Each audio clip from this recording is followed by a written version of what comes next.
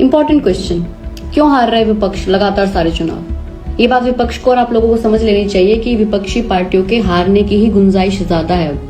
हमारी आंखों के सामने ही देश में एक ऐसा मजबूत सिस्टम तैयार हो गया है कि उसको तोड़ना किसी के बस की बात ही नहीं है। कोई लेवल प्लेइंग फील्ड नहीं है। किसी भी जगह जो सरकार है वो लोगों के खाते में पैसा डाल रही है।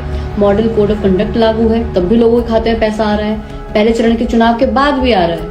ये पैसा तो 5 साल में कभी भी दिया जा सकता था, लेकिन चुनाव के दौरान ही क्यों? क्या विपक्ष पैसा डाल सकता है ऐसे लोगों के खाते में? नहीं।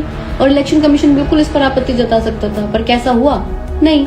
फिर चुनाव में खर्च होने वाला पैसा जिसकी कोई सीमा ही नहीं है, ये इन्हीं सब राजनीतिक पार्टियों ने ही रूल बनाए हैं और चलते रहने दिए कि एक पार्टी को कितना भी चंदा लेने का अधिकार है, ना भी आरटीआई के दायरे में आती है। फिर इलेक्टोरल बॉन्ड ले आए, 6 साल तक ये खेल चलता रहा और फिर सुप्रीम कोर्ट को याद आया कि अरे ये तो इलीगल है।